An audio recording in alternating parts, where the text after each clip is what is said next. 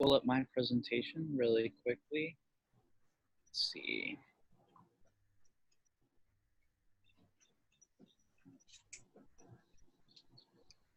Right.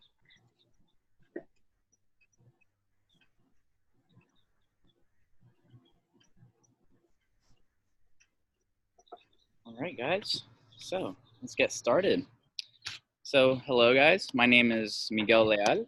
I'm from Washington, D.C., and I'm a UX designer specialized in blockchain technology. If you guys are interested in my work and would like to see what I do, just follow. You can add me on Twitter at Lealitos.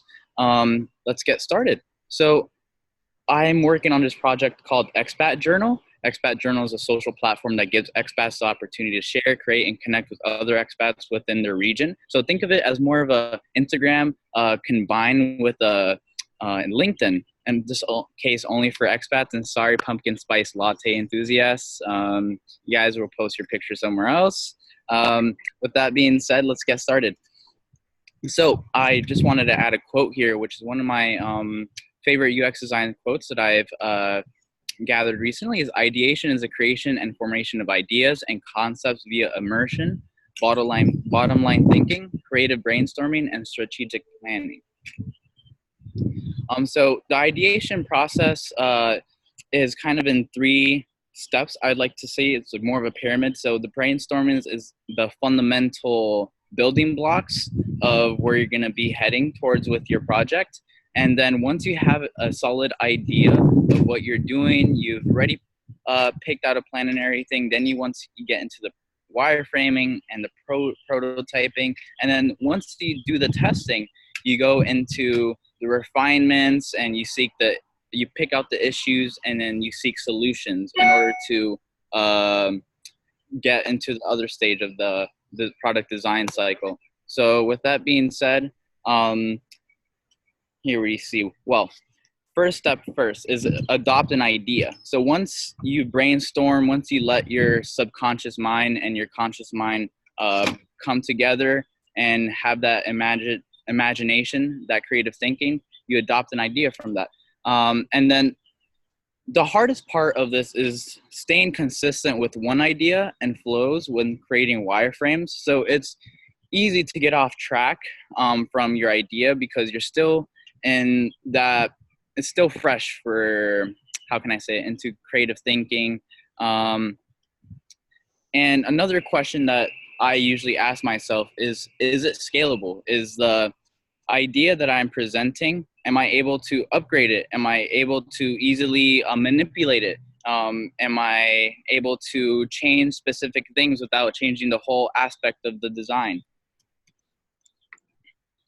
All right, so 5 tasks that were implemented in Expat Journal's prototype were registering, creating a post, creating a story, logging in, and messaging. So if you guys would like to see my prototype, feel free. Here's the link. I'll be posting in the Slack once I'm done. So the initial ideation processes, my 3 artifacts were sketches, paper prototyping, Crazy 8's exercise, and mind mapping. So yeah, it's 4. Anyways, Crazy 8's exercise, for those who do not know, is basically, like I said previously, you combine your subconscious mind along with your conscious mind, and you really just let your brain do the work. You let it flow. Mind mapping is as pretty much the same concept, but it's more an organized way. You let it branch out. And it's not timed. So here are my artifacts. They're pretty raw. My Crazy 8's exercise, since it was timed, it looks really, really sloppy compared to my paper prototype, where I took a little bit more time into it, not, doing only 8 minutes. And with that being said, let's get into my other artifacts. So here's my mind map. As you can see, I started from Expat Journal and then branched out into 3 categories: professional development, social engagement, and the feed. I do want to talk about a little bit more about social engagement in this case. Once I started just letting my mind flow, I realized, hey, what if we tokenize interactions? In this case, it would give ownership back to the content creators if you tokenize these interactions, because you're adding value to the community. It will increase engagement, and it would add more, more value from tokenized communities than traditional social medias. Although I did not decide to go with this because we lack the resources, and it was not in the project brief. So I do not want to get ahead of myself. So definitely I would keep that in mind for another project that hopefully I can work on and be able to implement this this feature. All right, and so here's my sitemap. For those who do not know what a sitemap is basically all the contents that lie within your page, all the tabs you're able to navigate to. So I have a connect, messaging, create a new post, and journal tab. And mostly the journal one is the most concentrated, since think about journal as a user profile. With that being said, once you go into your user profile, you're able to take control. All right, so in my usability testing, I had 2 participants. So participant 1, the issues that I found while conducting these interviews, there was a confusion when trying to add a post and confusion when attempting to add a story. So in this case, it was very concentrated on creating content, which I thought it was very vital for the user impact.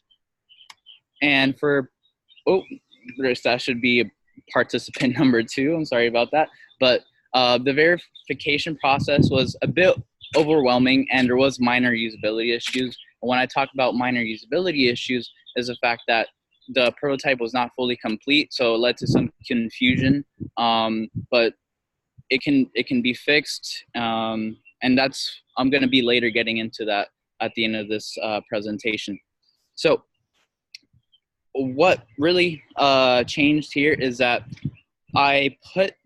initially I placed the verification process at the end, and I felt like, well, that's a bit overwhelming. The user would like just to get it over with instead of doing it at the end.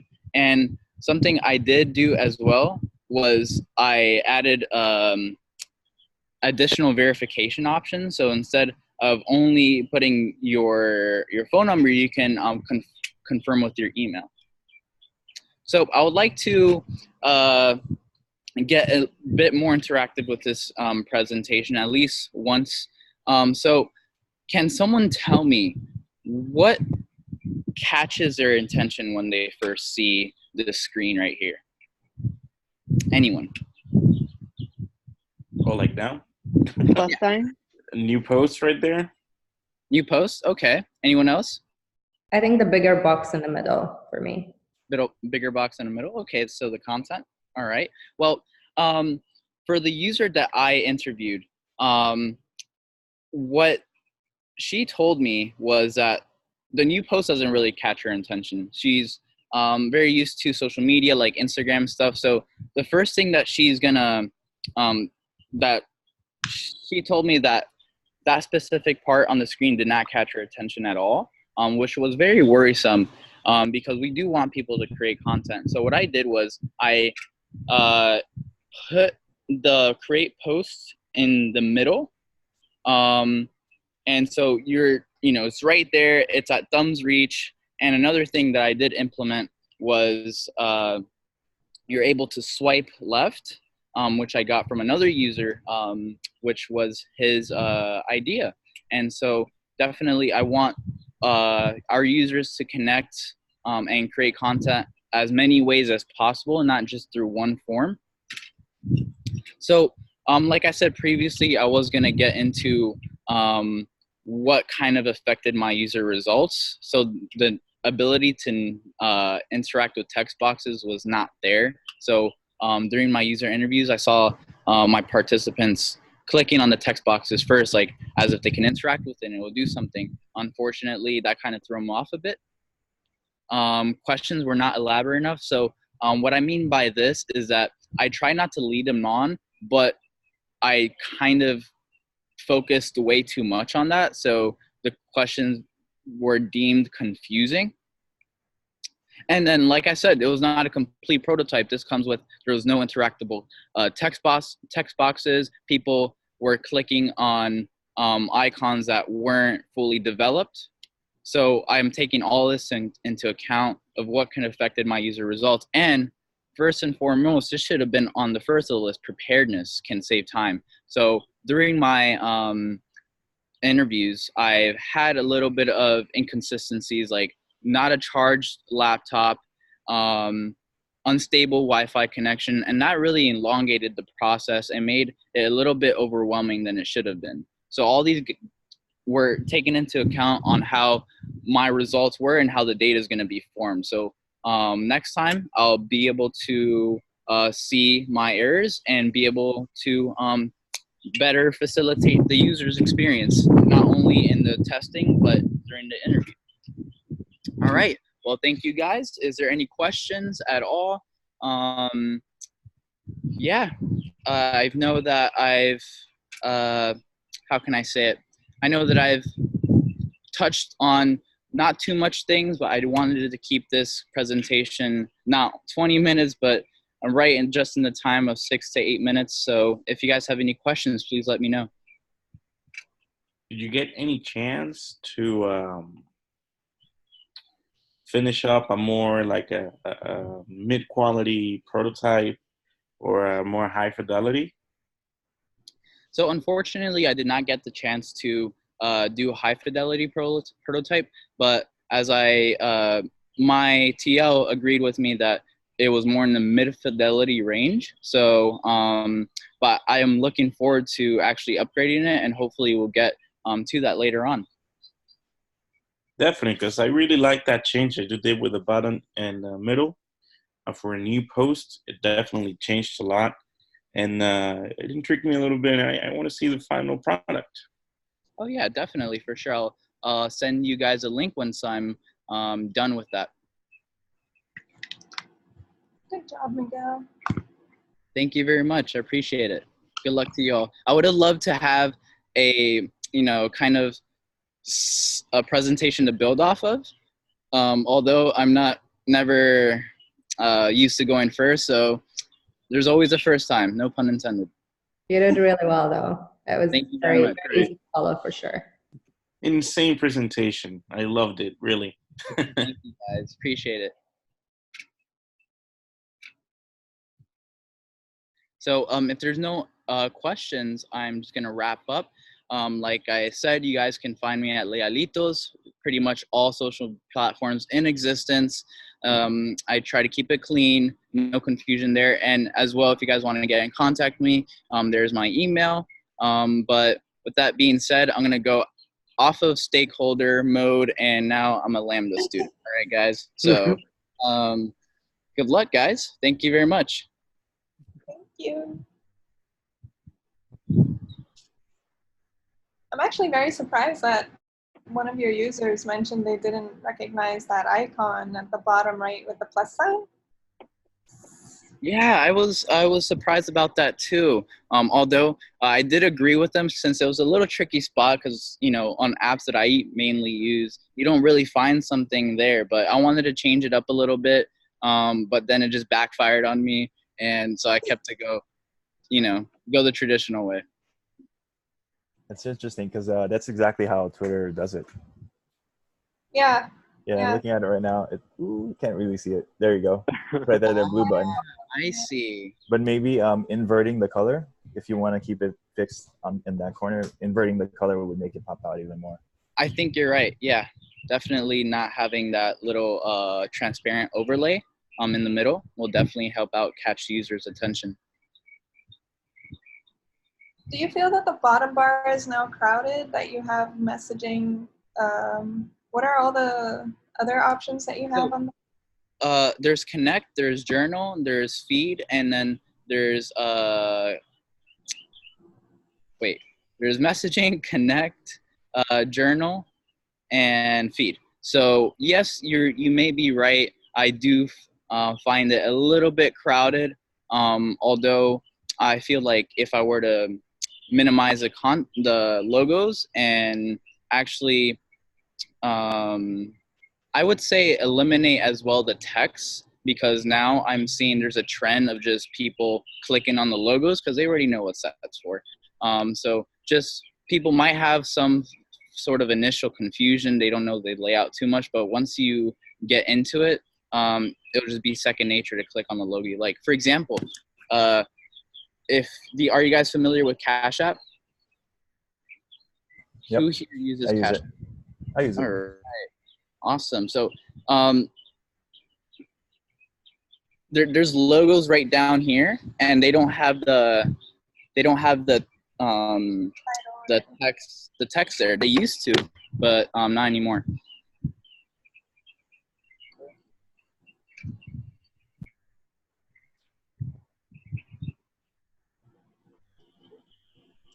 I've got a question if no one else does. So it looks like your mobile version feels very much like a native mobile app. If it was just one that happened like in the browser rather than a native app you would download, how would that impact your user experience? Have you thought about that? Yes, so that's a great question. So I did not fully get into the desktop version. I've actually, I do lack experience designing for desktop. So I would basically leave it to its similarities, although expand it, as if you were on a tablet, for example, but on your desktop. So although just transferring that clickable instead of the type. So those are some things I would work on, transferring that tap to clickable. Okay, awesome. Anybody else? I want to say I really enjoyed your presentation. Your enthusiasm, you had energy and enthusiasm all throughout your presentation, and like that your slides were really consistent. And like that you introduced, I think you really had a good introduction. Introduced yourself as someone in the blockchain space, and even your slides has a blockchainy feel. I really enjoy that aspect. Thank you very much. I would have liked to see though, like for you, along with your intro, I would have liked to see you talk about like how you picked up where you left off, like kind of what you did in the previous build week, since this is the same project. And I think it was a good gesture that you were transparent about not being prepared enough. However, I do think that in a stakeholder meeting, that piece of information wouldn't be relevant to the stakeholders. I think it's best kept in your write-up. Throwing myself under the bus. Yep.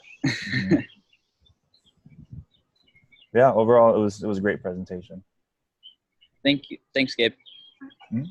I think I think giving like the way you gave like a little bit of context of what like some of the processes was good, like a strong thing, just because like you're gonna be in meetings where you're gonna be with people who know nothing about the UX process, and they're gonna be on your team. So explaining some of this stuff just briefly is always a good thing in my opinion, because you always want to teach people like UX type things, especially if they're working with you on a team, just so like they understand like the process a little bit. And so giving a little bit of insight like you did was, I feel like, a really good thing to add, just because stakeholders might not know all the little processes or different people on different teams who will be in those meetings. So You're absolutely right, Ash. And that's another thing when it comes to empathy with the stakeholders, the users, the developers, even your own teammates. So that's something that I believe every UX designer should focus on. yeah, for sure. Awesome. Before we get started with Joshua, who's up next, I put a thread in the UX7 channel. So Miguel, if you wouldn't mind dropping your prototype link, that would be awesome. And then there's an opportunity for any of you to leave feedback on either the presentation or the prototype in that thread. And I'll continue to do that for all of the presentations. So with that said, Joshua, you're up. All right, sounds good. I'm gonna get this all fired up here. All right, that should come through and start sharing. Perfect. Are you guys seeing that on your end? Yes, sir. Awesome. Alrighty. So, well, thank you guys all for meeting here with me. I'm here today to just talk about Refugee Stories, which is an app or a web program that will be geared toward helping refugees be able to share their stories and build empathy among the reader base for people that are just trying to better understand their situation. So this is a platform that is supposed to be a safe space for refugees to be able to share their experiences and help others kind of gain empathy for their situation and hopefully reach out and help them out. So anyway, this is just my research in progress with the UX design of the story. And yeah, so we'll just dive right in. So in previous research, I've actually been developing personas, which are kind of figureheads for the user to help us better understand and get inside the user's head to create a product that will be beneficial for them and usable for them. And so what I did is I actually went back and I revisited personas that I generated. And so these are two personas that I generated from my previous research, which was a culmination of user interviews. And this is just kind of the big picture of what I gathered from that. So we have a contributor and a reader. Elias is our contributor. He and his family, they've actually been forced from their homes. And so they are trying to find a way to help build empathy among people that are not too understanding of their situation. And then on the other hand, we also have our reader, who is Bethany, and she's a marketing director. She's really busy. She is wanting to find more ways to get involved and kind of live a more selfless life. And so anyway, we have these two personas here, and it's really helpful to keep them in mind as I'm progressing through my design processes, because then I can keep everything user-centered. And so anyway, with these personas in mind, I began ideation processes to just generate ideas and get the brain going. And so the first one I started with was I actually did group ideation with two other UX designers, and we came up with a couple ideas. So one that I really liked was the concept of being able to send words of comfort or nice notes to refugees that have submitted to the website, let them know that we're thinking about them. And another option that I really liked was implementing accessibility options for refugees. And so we could include translation options. We could include a writing guide for people that may not feel comfortable with getting their ideas out. And so we just want to make an extremely usable platform for our refugees here.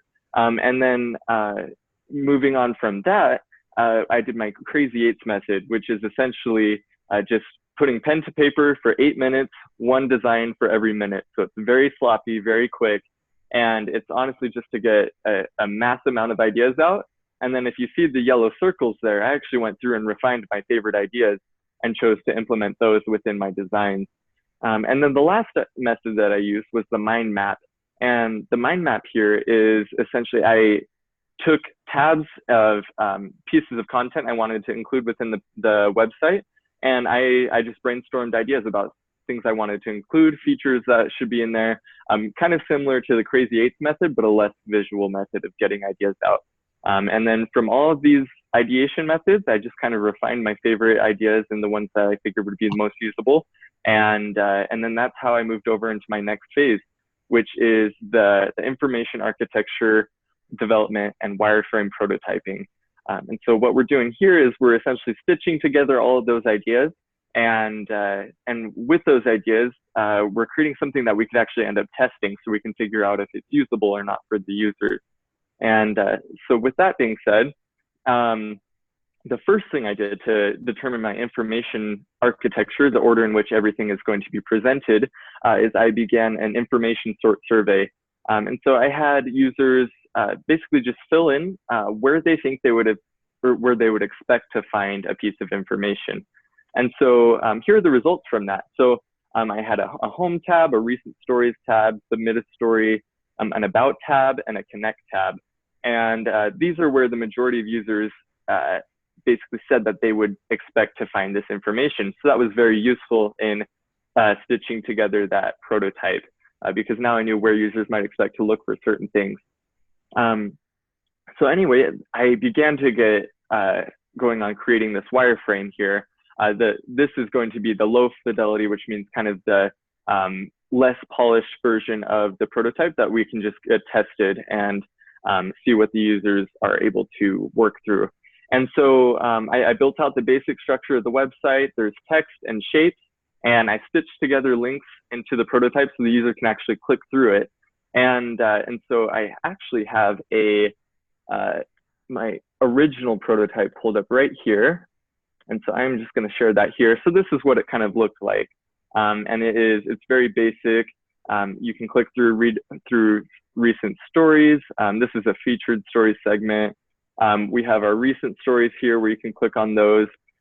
We can have refugees submit a story here. These are their options. They've got a writing guide. They've got Google Translate. And then we have a connect tab here where users can actually get involved and work with or just try to find locations near them and refugee organizations that they can actually get involved with. And so what's going on with this is actually just the original prototype before any sort of user testing or any refinement. So that's kind of what it originally looked like. And so from this point, we're now able to move into our usability testing. I walked through tasks with users, and essentially I just kind of observed them and asked them questions to see what things they had issues with. And it was really a very useful process to get to the bottom of a lot of usability issues. So I started by generating a script and a task list for our users and a bunch of follow-up questions as well to just kind of get inside their heads and see what they were thinking about their interaction with this website.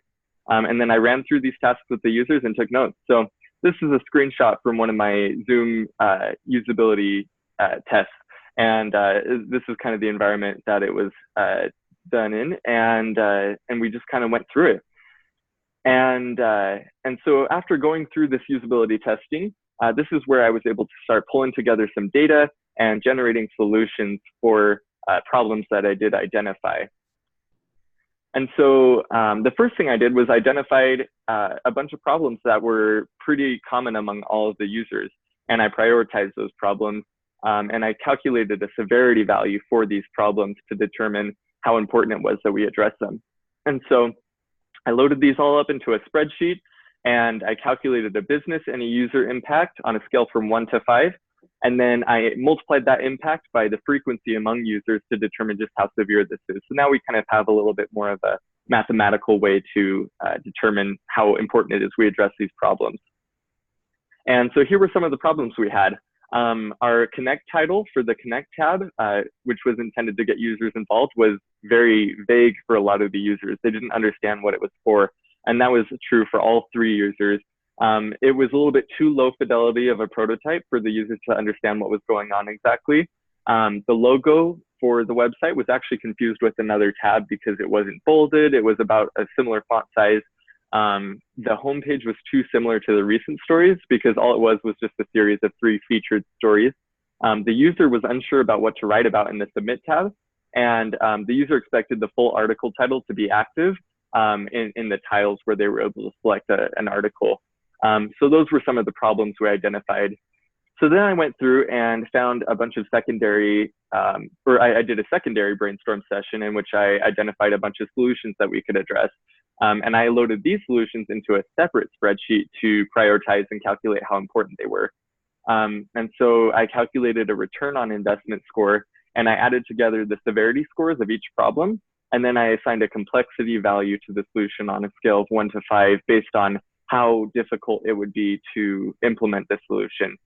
So just a very general value. And then I divided the 2 values, and that's how I determined how important it was that we implement a solution. And from there, I just updated the prototype. And so I began to implement solutions. And so right here, we have our homepage. It's updated. We've reduced the font size on the tabs and increased the font size on the logo, so it's much more clear. I included a little bit of information about the website now, so it's a very clear homepage. Below that on the same homepage is a series of featured stories as well. And then I updated it by removing the Read More tab on the story titles. So that way the whole title is active and it's super accessible for our users to click into. I also began I reorganized the submit story page. And so I put everything in a more logical order where the users would expect to find the submit story button at the bottom of everything. So it all just flows a little bit more logically. And I also included a little description about what to write about. And so I figured I would just end with a really fun quote from Mark Twain that says, "Continuous improvement is better than delayed perfection." And I just really like that because that's the whole goal of UX and this project is to just keep on improving it, and so we can make things more usable for our users. And so I'm really excited to dig in and keep working on this and move this into a more high fidelity prototype. But yeah, thank you so much for your time. Do you guys have any questions for me? Good job.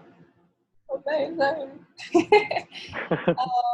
I really enjoyed your presentation, Joshua. You were very energetic and happy speaking about what you've done. I also really like the revised versions of the web pages that you did. I think it has really awesome contrast and you can really see a lot of information just in like one glance.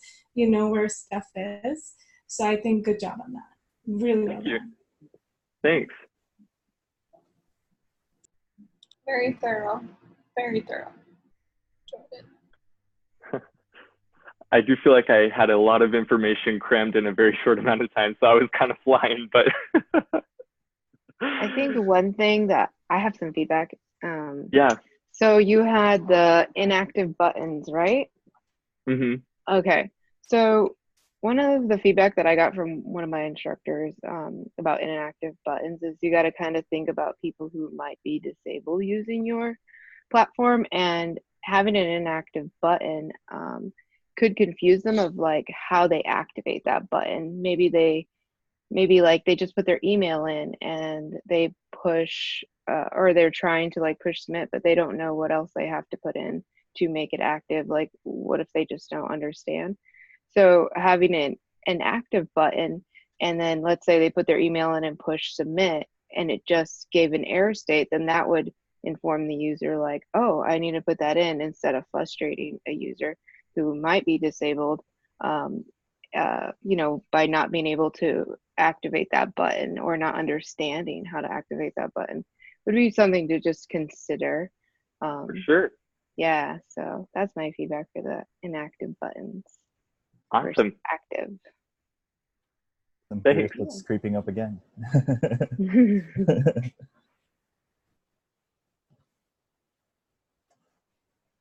I do want to point out one thing.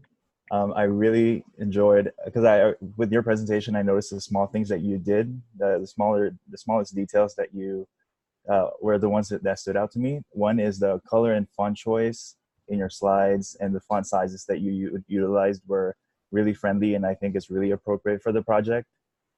You know, with Refugee Story, the nature of the project, you don't like, I can see that you don't want to make it like too sad, but you made it like positive. And I like that you revisited personas and other artifacts from the previous meeting, because when you meet with these stakeholders or other people on the team, they're busy doing their thing, and so it's nice to give a little recap. Really appreciated that. And one thing that really stood out to me was I think your delivery was very smooth.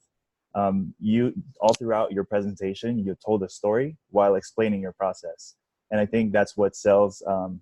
Like if I was a developer and not knowing anything about design, like that, I would listen to you what you had to say, because it was like you're telling me a story, not like an information dump. Cool. So, great job on that. Yeah. I Thank do have one question. Yeah.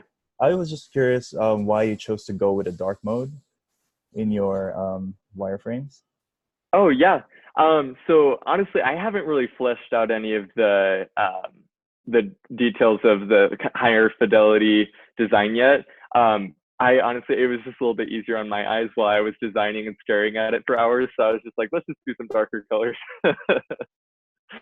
Gotcha. Yep. Yeah, it wasn't wrong or anything. I was just like curious why you chose to go that route. Yeah. Yeah. Cool. Thanks for answering my question. Yeah, sure thing. Thank you.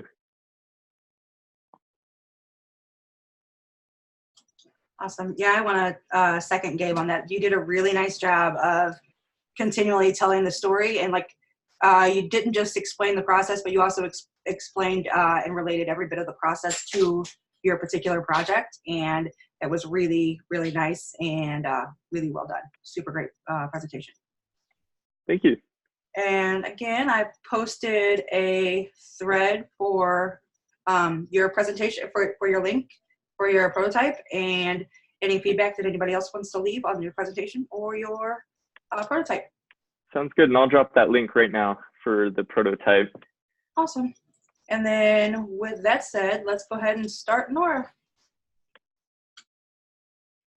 Hi, I'm just gonna share my screen. There you go, guys. Great. So, hi, this is Nora from KidsFly. You may remember our presentation last month. Most likely you don't though. So I'm gonna go ahead and remind you of our brief. KidsFly wants to help parents with small children to navigate their way through the airport. Those airports are getting increasingly busy, and it's very hard to find your way through with small children, strollers, and luggage. So our help starts at the door, and it ends where you really want it to end. It could end at your local airport, or it could end at the next airport. So our next journey starts a week ago, and in this presentation, we will walk you through our thinking process through that previous week. First up is our ideation. So I'm just going to show you a brief presentation here. So first we started with ideation. We did the Crazy Eights, brainstormings, and group ideation. That started on day one. That was followed by wireframing and prototyping, which we then used to do our usability test. And then we ended with analysis and solution, and then updating our prototype. Oh, sorry, Nora, just real quick. I'm not seeing, I'm only seeing your first screen still. I don't know. Is this better? Yeah, there you go. Can you see it? I think I have to minimize it. I apologize for that. It's just, it was too big. It was in present mode. Okay, so can you see the next slide now? Yes. It Great. says our journey. Is that the right one? Wonderful, yes.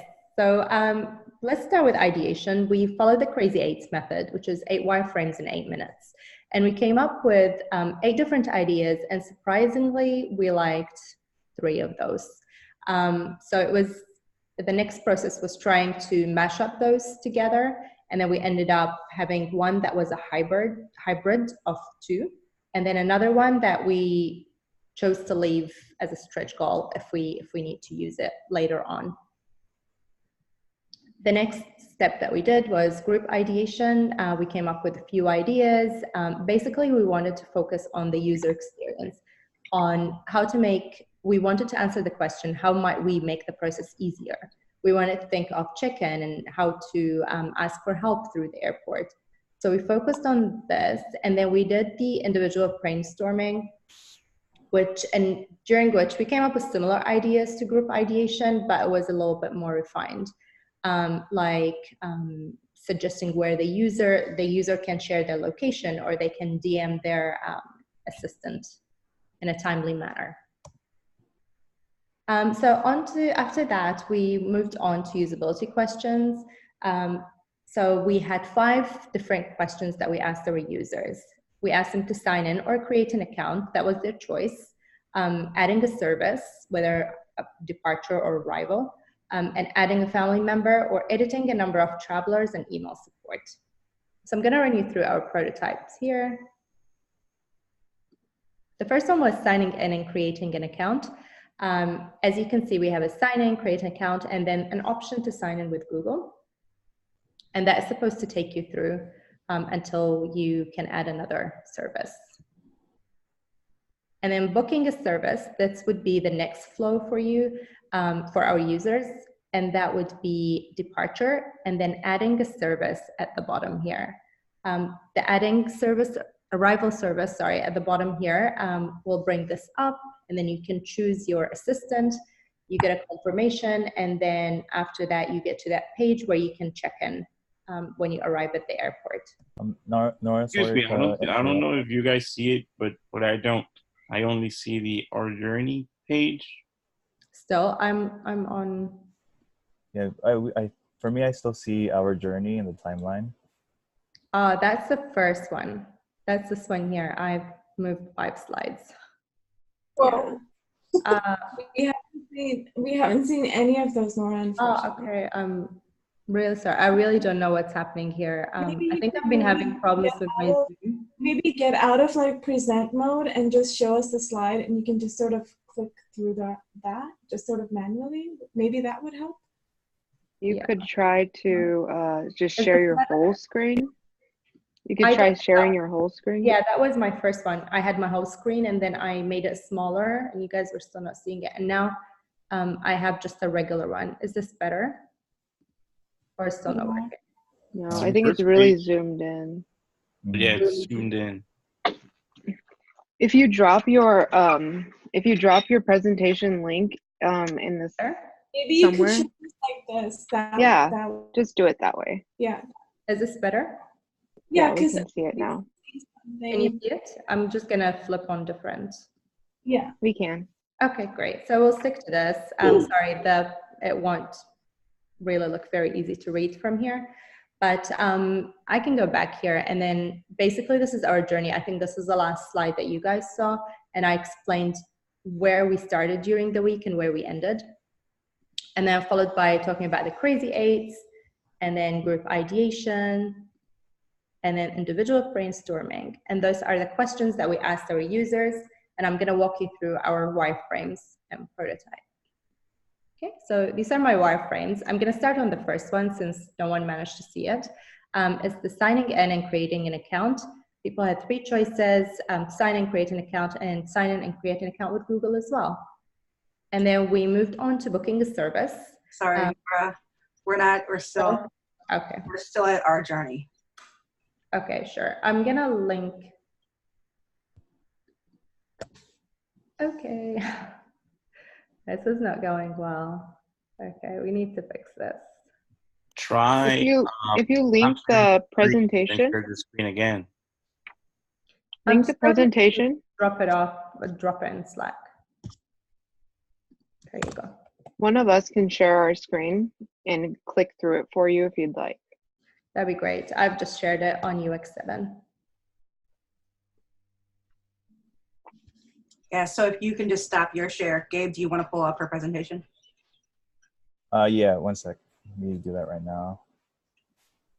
So Nora, I think we did this last time where I shared my screen, but I gave you remote access. Yes. Remote control access. We can try that in this one. No problem. Thank you so much. Yeah, no problem.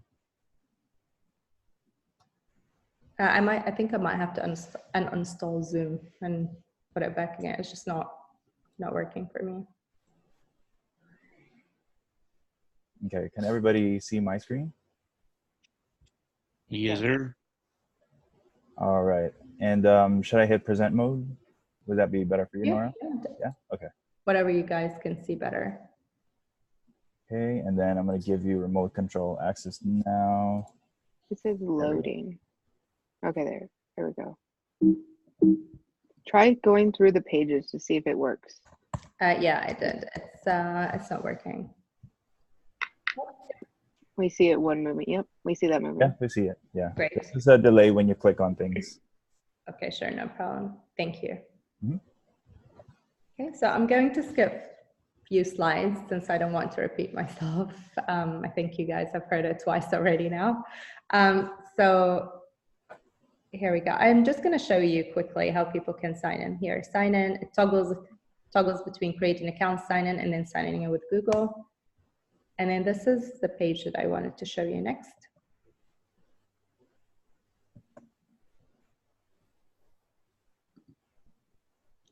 Great. It was booking a service. So after you sign up or sign in, you can book your service, which is a departure, and then you can add on an arrival. So this is what you will see. Click on it, and then you can choose your assistant. You click the check mark, and then you get a confirmation page. And essentially, the last slide is the one that you will see when you click on that journey, that particular journey that you chose. And you're supposed to check in 5 minutes before you arrive. And now we have changing the number of travelers, which was the third question that we asked our users. We asked them to change a trip to Auckland. And then by clicking on it, they see form fields that are pre-filled from before. They filled them themselves. And then they would just click on the box that's supposed to change the number, they get a confirmation, and they go to the check-in page again. The fourth question was adding a family member. They needed to go on profile, go to travelers, and then add more travelers, as you can see here. And the final question that we asked them is we asked them to email support. Now, emailing support, as you can see in the profile below, there's contact support button here. So they were supposed to click on it and then get to this page, and they get a confirmation that their message was sent. I thought it should be easy, but unfortunately it wasn't. User 1 couldn't add members. We tried twice, and she couldn't message support. User 2 couldn't edit trips at all and couldn't message support either. And then user 3 found a problem in the signing in process. The wording was wrong, and he completely missed adding to arrival, even though I asked him to add departure and arrival trips. And then he was just annoyed by the number of checkboxes that he had to click to get to where he wanted. Okay, so we created a usability data analysis from all the information that I gathered from the users. What we really wanted to evaluate was severity score, which is what you see at the end.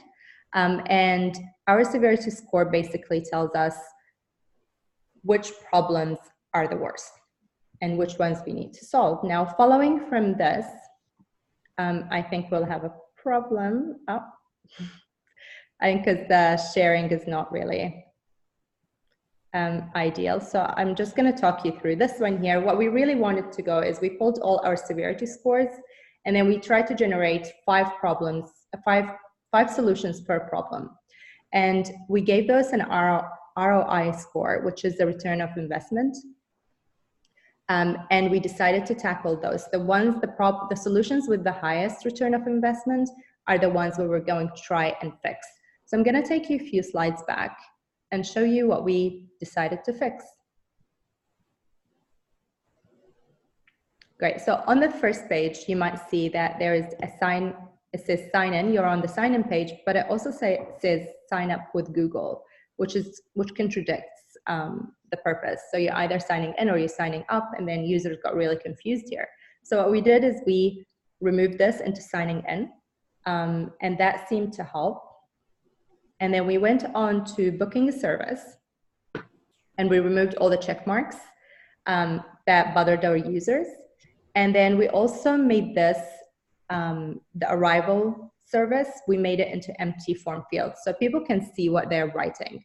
What we also did was adding description to those boxes. So instead of coming, you know, in 3, 4 days or 3-4 weeks, and you're trying to change the number of travelers and you can't remember what the 4 was for, then now we have a description on top of the box that tells you what that number is meant to be. Okay. And then when it came to the plus sign that most of our users didn't know what to do with, we actually changed the functionality of it. It had an ROI of 20, so we thought it was very important to tackle. And previously, if you clicked on the plus, it will take you to adding a trip, but we changed that to adding family members or adding extra information to your profile. Okay, and then in terms of support, if you can see, there is a speech, like there is a messaging bubble here that most of our users try to click on first to contact support, but that was actually meant to contact your assistant directly and not support. Support is to be found under profile here. So what we did is we actually removed this altogether, and then we added it to, we added it right next to where our assistant picture is. So you know it belongs to them and not to the whole company.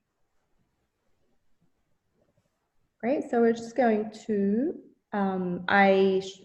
I just explained which ROIs we decided to tackle first and why here. And then following all this, I think we're ready for the next journey to come up with a new prototype. And ideally, we would like to test that further until we get to a point where that app is really easy to operate for most users before we move on to high fidelity. Thank you so much for listening. I'm really sorry that we had a few technical difficulties. Leave your feedback and questions. Thank you so much. Good job here, Nora. Even though there were. I had notes, you guys. Like everything was like really good, and I just didn't read anything of it. So. And one thing that I could say that I would have done is instead of going back on the slides and clicking, you could have put another screenshot or the wireframe of the updated version next to it. That way you don't have to go back and then forward again and us seeing all those slides again. Yeah, that's a good point. That's a very good point. I was trying to make like as less slides as possible, but that would have been like a lot better. And I mean, your wireframe was pretty clear. I would have really liked to see the updated versions because instead of just hearing about it, I would have liked to see, physically. Yes. Thanks, Ivan. That's a good idea. Next time. I was really impressed with how calm you remained during all the technical difficulties. I had to cry, guys. I'm like, this is the one. This is the one. Yeah, I can tend to get very flustered very easily, like even if things are going well. So I was just so impressed with like, even in the middle of all that, like you were just so calm and collected. It was awesome. Thank you.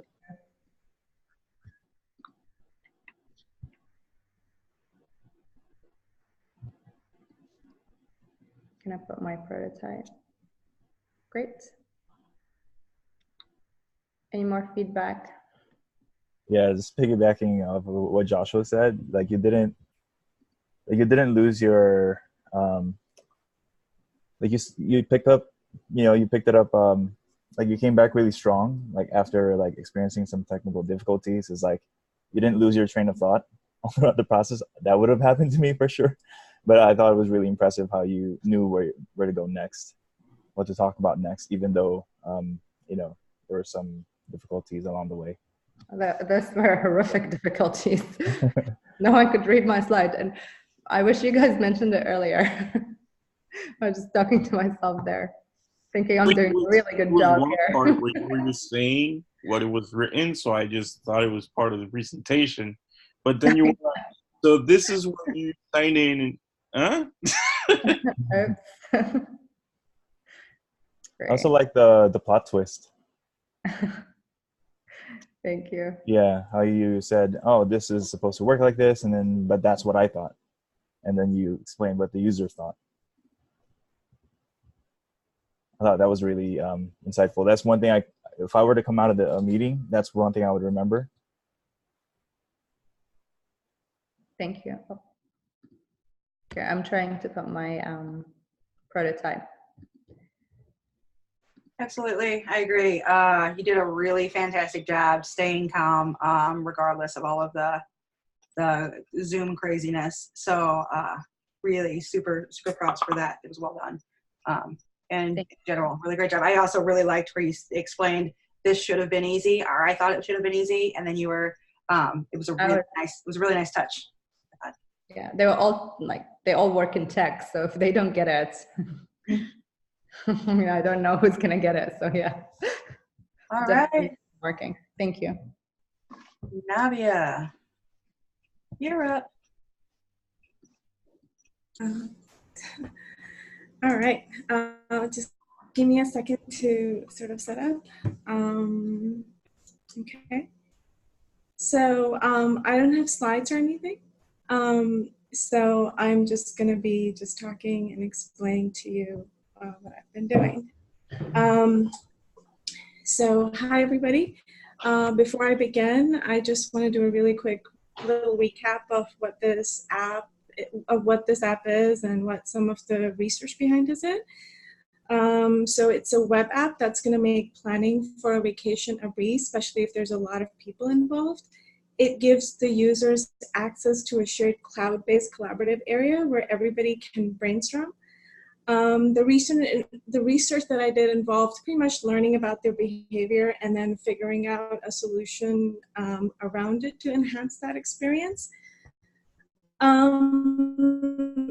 Our target demographic is a highly energized one, and they have a passion for travel, so it was great fun designing this for them. We've come a long way, and I'm happy to share a prototype that would convey to you the direction that we're going. I think you'll see some great features, and then I'll talk to you about how I got to those and then how we can grow from those. So with that, I'm just going to go ahead and share my screen now with you guys so you'll see a prototype.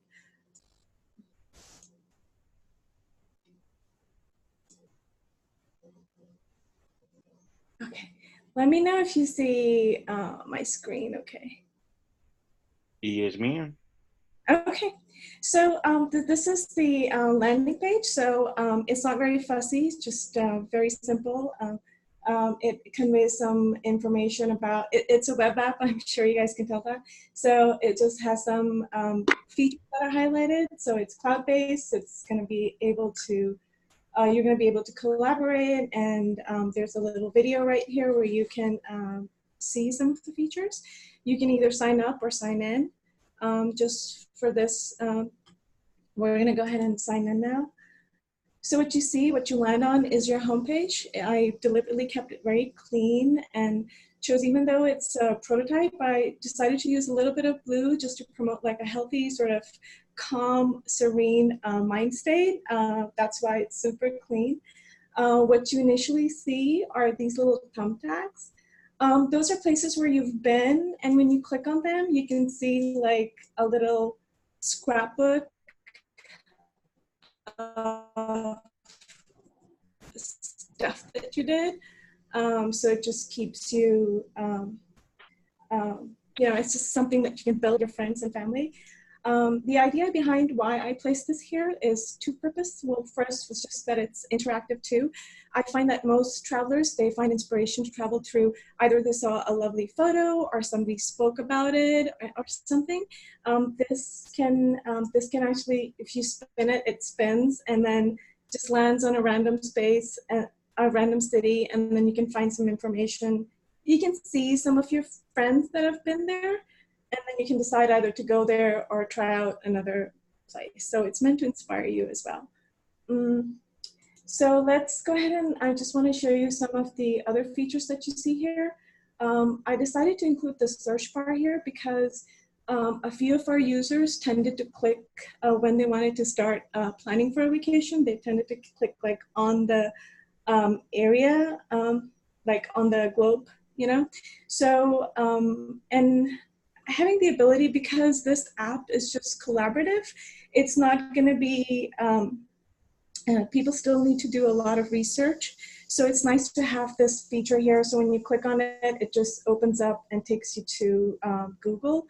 And then it opens up in a separate tab, so you still see our app still working in the background, because sometimes people have the tendency to write over the URL. So just by having this search here shows that we care and we understand their needs. This is your profile information, so I'm not going to go over like the really basic functions, just going to talk about some features that stand out. So on the side menu is pretty much the area where you can manage more detailed aspects of your account. And these are places that you're planning or you want to plan a new one. Let's just go ahead and look at Hawaii, because that's something that you've been working on. So that's what we see. That's the collaborative area. It is most of the people that I spoke with people who travel with family and solo, and also season travel who do like travel for a living. So they use like different apps for different purposes. So I combined some of the features from various apps that they use into like one place, so that this can at least limit the use of at least maybe 2-3 apps, if not all. So this area is where you can go ahead and chat, and talk about things. And this is a collaborative area. You can expand it. It's endless. You're not going to run out of space here. And you can you can see these people are, some of your friends who are online or working here. And you can just create lists, and you can do some cool things with it, like you can change the color, or I'll talk about that a little later. You can also go ahead and sort of get a bigger working area if you wanted to. And some of the things that you can do with the list are obviously, you can change colors and change it back. You can also choose to keep it private if you don't want to share it with other people. So that way you can make a checklist or a to-do list that's just meant for you, not just for everybody else. You can also pin it. That's that cool the thumbtack that you saw earlier on the globe. So that's where you would go ahead and create that and pin it. It also gives you the option of printing this list, because a lot of our travelers are constantly worried that they might lose their phone or may not have Wi-Fi connections, so they like to have printouts as well. So this gives you the option. This is just a preview, so this gives you an option of like a more detailed, like it would have any images or tickets or coupons that might be attached to that list. And a more simplified version would just be like a bullet point, so you have 2 ways where you can print any of your lists. Of course, you can easily share it with friends and whatnot. So those are some of the things that you can do with the lists. Also, this is, you can just change the background color if you wanted to. This is a really cool feature where everybody has access to like a shared calendar, because that's like one of the most difficult things when you're planning, just figuring out a date which works for everybody, so they can just cross out or make notes there, and then everybody has access. Nobody has to kind of go over So you can obviously click here. This little note can create like a new list for you, but I'm going to show you a really cool way to do that. So I'm just going to get rid of it and go back to this conversation area. So here you are, just sort of busy talking. I wanted to give the conversation area just some additional features that you may not find in an otherwise app that's meant for texting. So if you go ahead, suppose if you, so these are some friends, they want to go surfing when they visit Hawaii. And I just decided that's a great idea, and I want to create a list that says, hey, let's do that. So I can just pretty much just type like a small command that says create new list and add that we need to go surfing, and just hit enter, and it just pops up right there. So the reason why I did that is because since this area is pretty big, it's easy to sort of lose like how many lists that are there. So this just makes it easier and reduces the number of steps that somebody might have to take. Another thing that we can do with our chat is,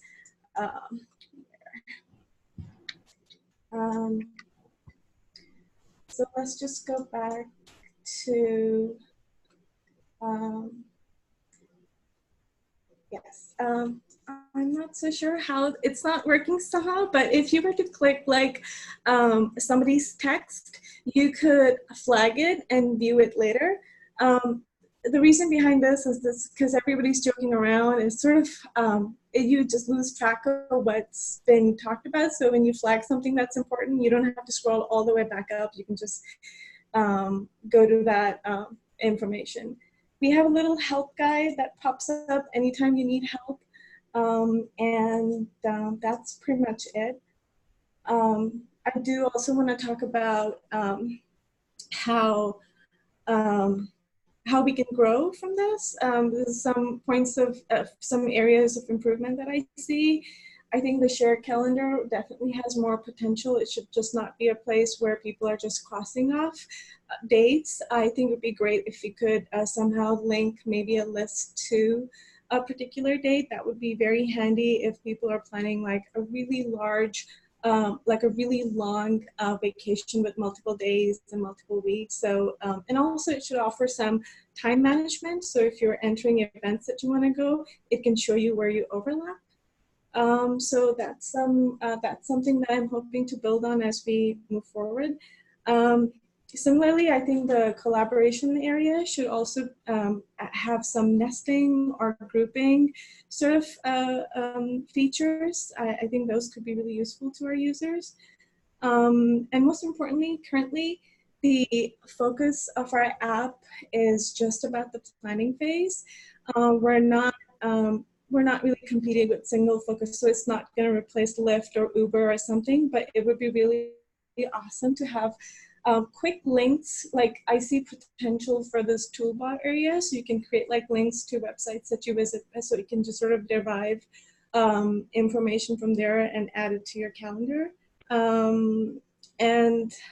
Since we'll be doing it's not there yet, but we're thinking about including a feature that lets you split bills amongst split a bill among your friends.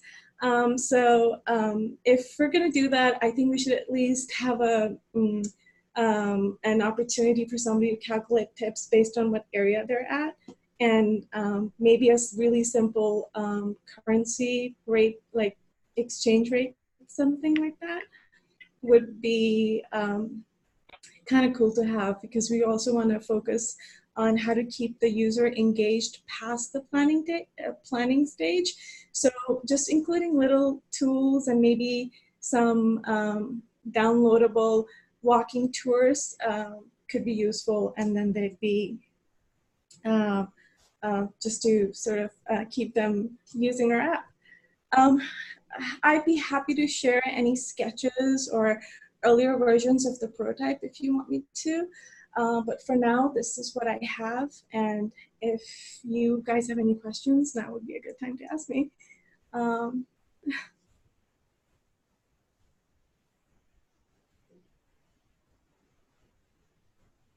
Super impressed with how thorough your prototype is. Like, thank you. It's almost like the way you presented it was almost like it's a fully functioning website already. It's really good. Oh, thank you. Yeah, I'm blown away. Like it looks like it's like how it's crazy because it's still like low fidelity, but as far as function goes, like it is completely like it feels like it's real. It's so cool. Oh, thank you. I worked really hard on it. And even though it's low fidelity, it looks like those super old Windows 98 programs things that was, but it's like 100% functioning. Yeah, that's good. Really good.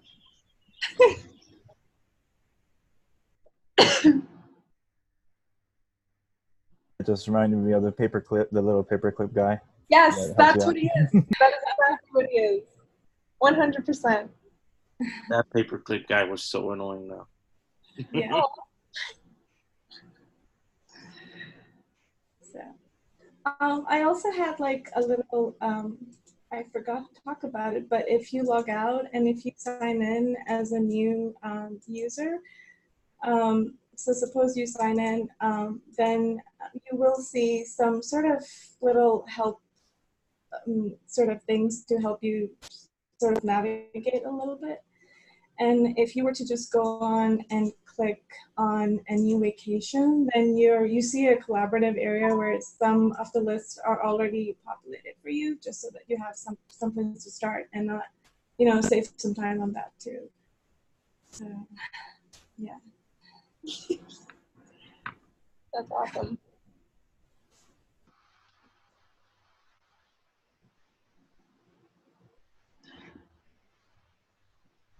Okay, I'm gonna stop sharing my screen.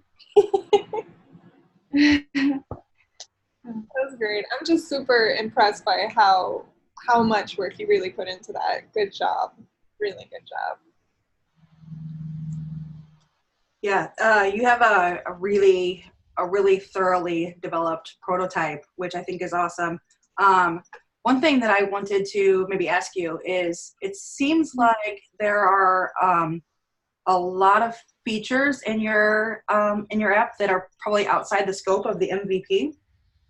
And Yeah. I was wondering if those features couldn't be implemented, have you thought about what you're left with? Yeah. Okay.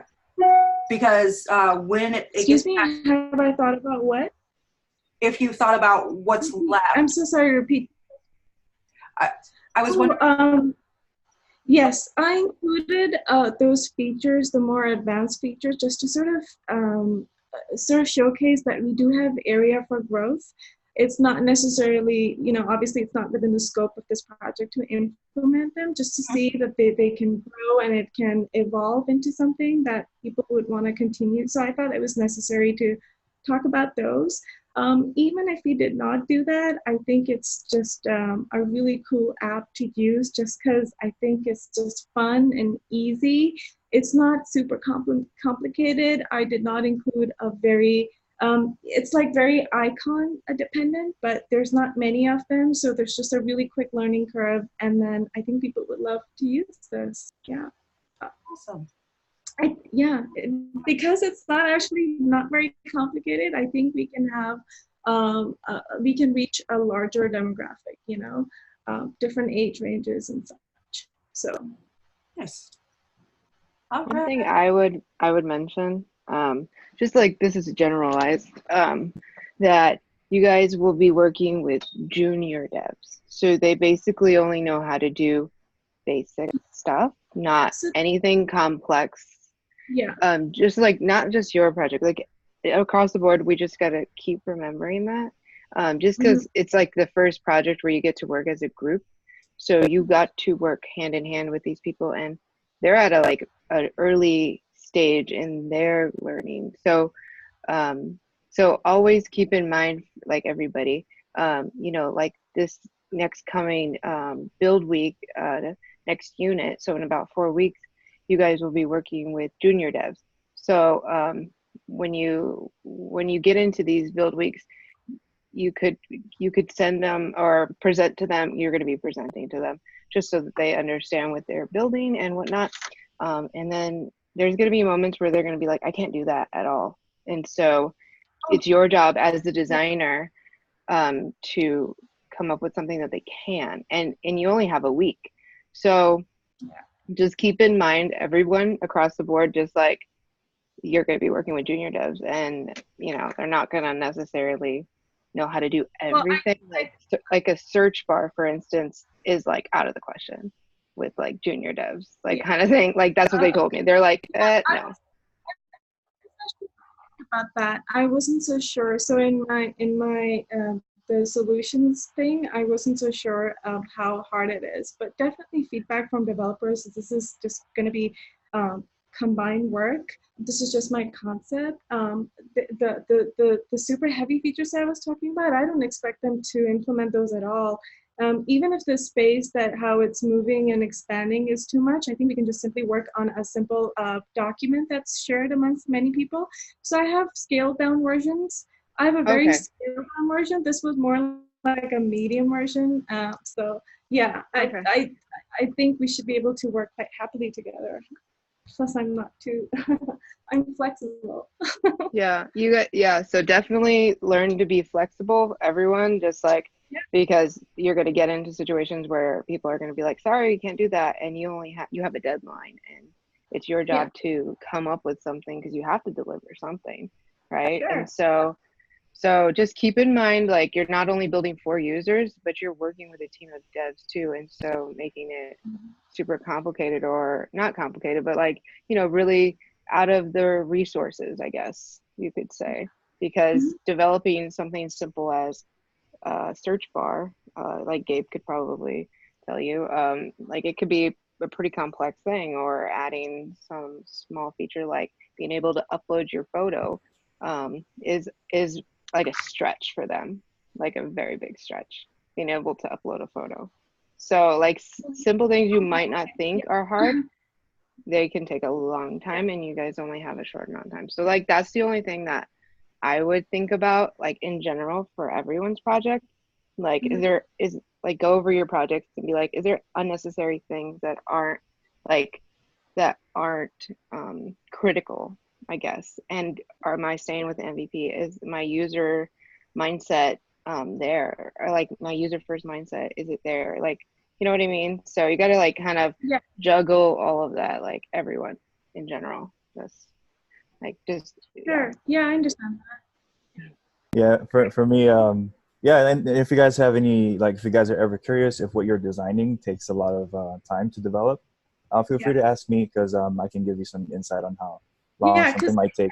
I definitely ran into issues where I wasn't so sure if I put this in, how hard it's gonna be. So I think it's nice to have that option going forward, knowing just, I'll definitely be talking to you more then. Yeah, for sure. Because when I was looking, I know you have a scaled down version, but because it's what you presented today, Yeah. for me, like, I'm looking at it from a developer's perspective. It went from 0 to 1,000 real quick for me. I'm like, oh my really? god, it stressed me out, like, just thinking about all the moving parts. So the search bar was, I guess, hard. What are some of the other things that are hard? Just maybe two. I don't want to take up too much of your time. You have so many other, but maybe one or two. What would be the other one? I would just say, just think about it like this: the more data, the more sets of data that you have, and the more they interact with each other, the more complex it's going to be. So if you have, if you're using a map, they're going to have to use a map API for that, and being able to like plan travel with other people, and other people having to comment and message each other, that makes it a little more complex. And I don't know, like, JP is also a developer, so you might be able to give feedback on that. Is there anything, JP, that you spotted that was gonna be?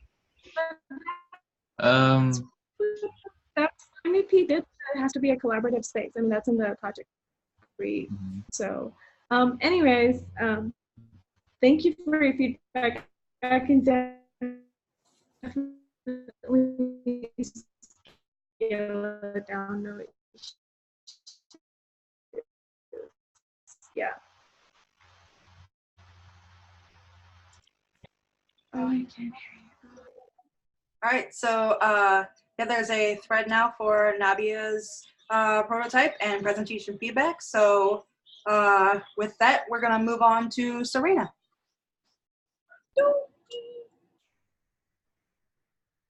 Let's hope this works.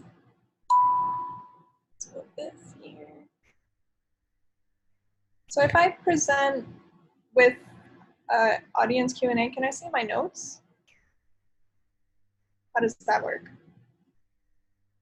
As long as it's in presenter view, you can see your notes. Do you guys see only my slide right now?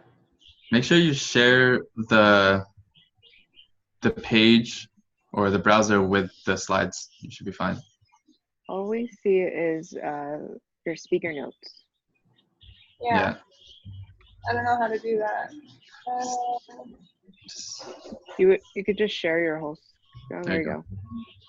All right. And where do I get my speaker notes from? Just speak from your heart. Oh my God! If you put hover your cursor over it and click notes, and it should pop up. Hover my cursor over it and click notes. Notes. Right there. Yes. All right. But do you see the notes? No. You're good? Okay. Awesome. Hello, everyone. My name is Serena, and today I will be sharing with you the beginning of my ideation process for Gigapet. And during this ideation process, there were a couple of techniques that were used, such as brainstorming, sketching, crazy eights, wireframes, and usability testing. I conducted some of the most common ones to curate a design for Gigapet that is both functional and aesthetically pleasing. And to refresh your memory, Gigapet is an application for parents who are always looking for ways to motivate their kids to eat. And with this app, they can input the serving of the food that their child eats and watch the avatar grow and flourish or wither and struggle based on what the kid eats.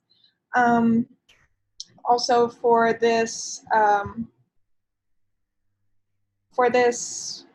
project, I really focused on the MVPs of Gigapet to make sure that I could stay on track.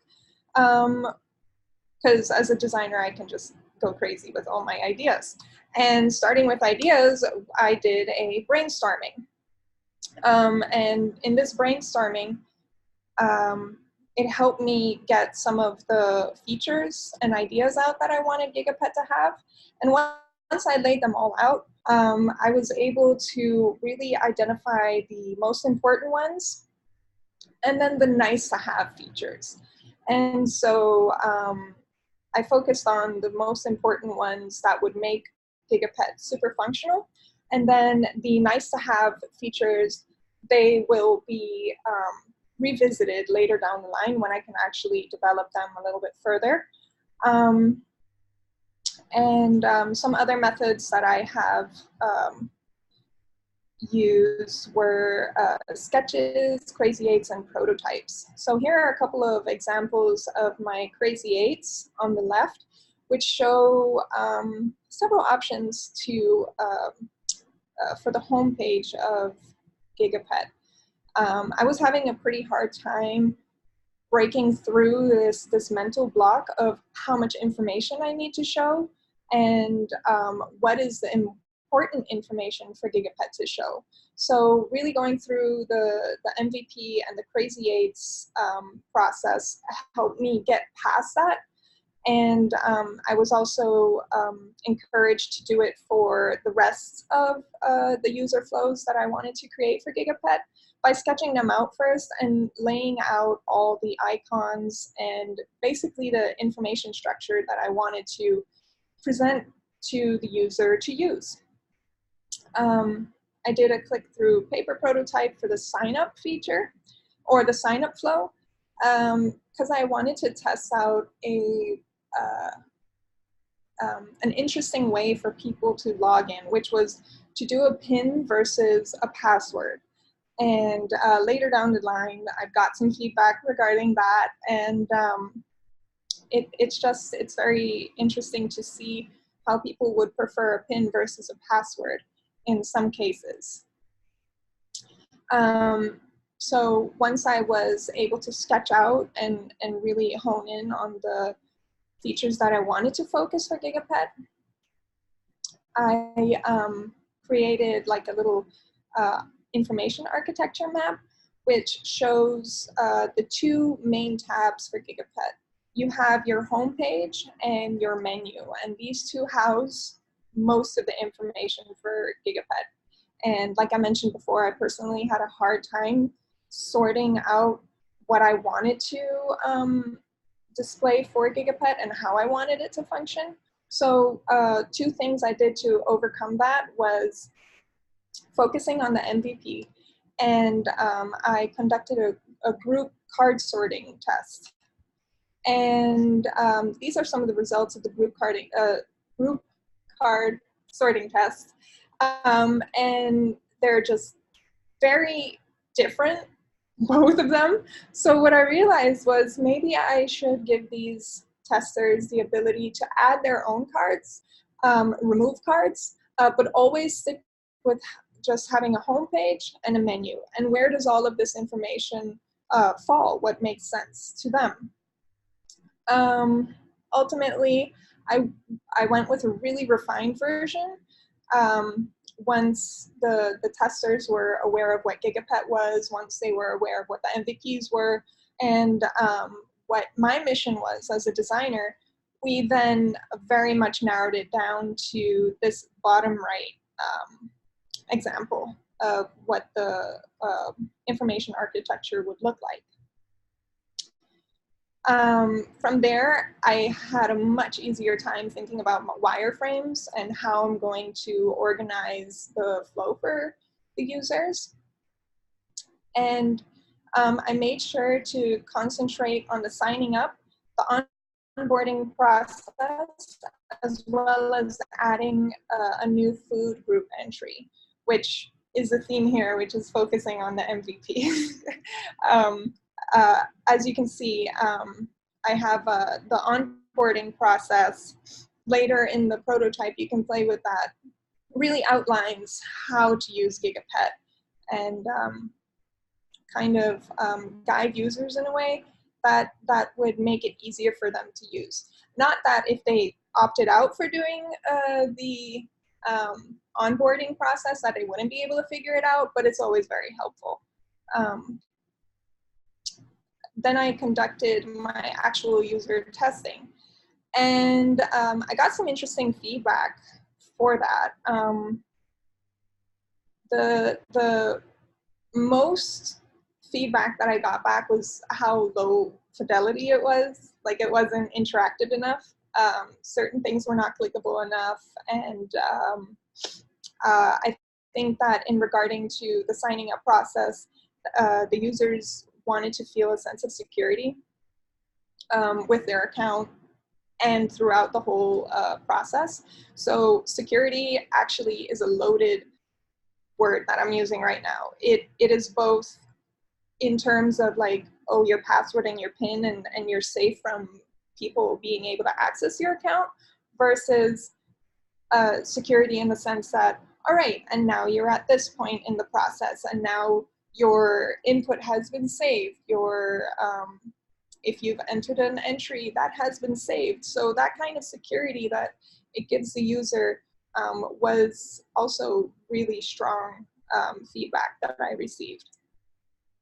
Out of all the user issues, I charted them in a table, which helps calculate the severity of a given user issue, as well as the return on investment for GigaPet. So the return on investment includes the complexity of the solution that we've decided to go with.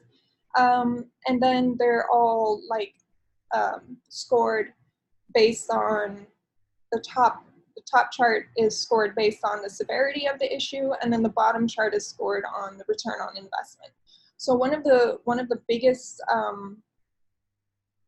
I guess components to changing the numbers on what is going to be the first thing we're going to prioritize to tackle is really the complexity of the issue. So if our team is unable to execute something in a certain amount of time, or it's the other way around, it's going to take lots of time to complete, it actually debunks certain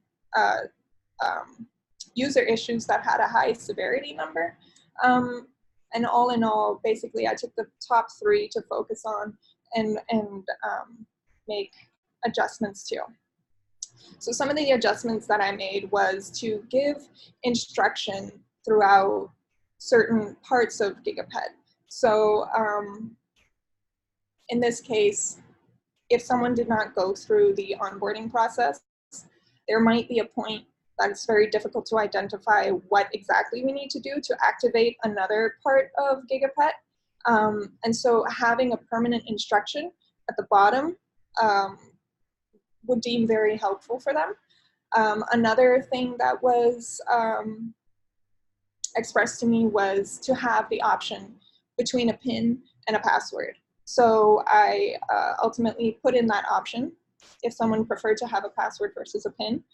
And then that loaded phrase of security, users want to know that whatever they've put into GigaPet or whatever they've put in is saved. So always confirming that your entry has been saved and making sure that they feel secure. And my conclusion for this project is that information architecture is definitely harder than it seems. And with that, I feel that having done it with a group really, really helped with the creativity. It helped with the collaboration of it all. It helped with me getting out of my own head and seeing things from a different perspective, which I very much enjoy. And then also that users want things to be super simple. Do not complicate a signing up process. Just give them options all the time.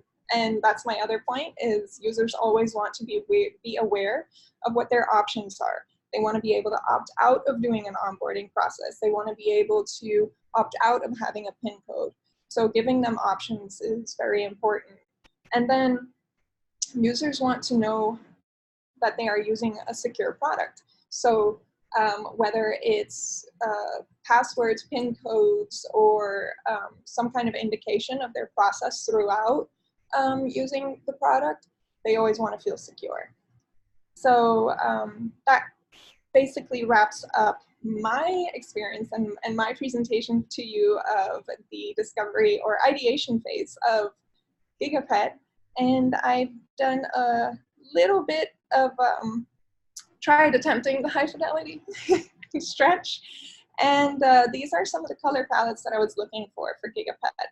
So yeah, I thought that it was interesting to make the categories of food very simple versus giving an entire list of like every food possible in the world. Let's just stick to the bare basics of vegetables, fruits, grains, protein, oils, and sugars. And then we can chart out percentage-wise how far your kid is along that healthy chart, so to speak. And yeah, if you have any questions, comments, concerns, please let me know.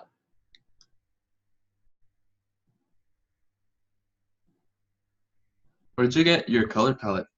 Or you just figured it I out? got it from Coolers. I'll share the link with you. Other than that, fantastic work. Thank you.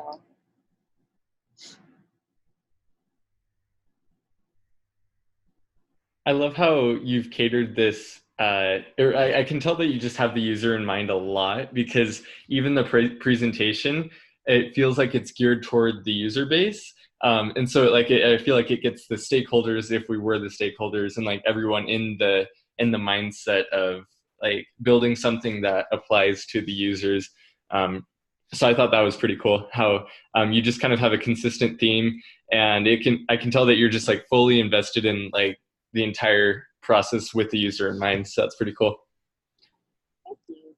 I also like just, I think you just kept it to the point, to the scope of the project. I could see you referring back to it over, and I think that was really cool, especially because I think I completely missed out on that.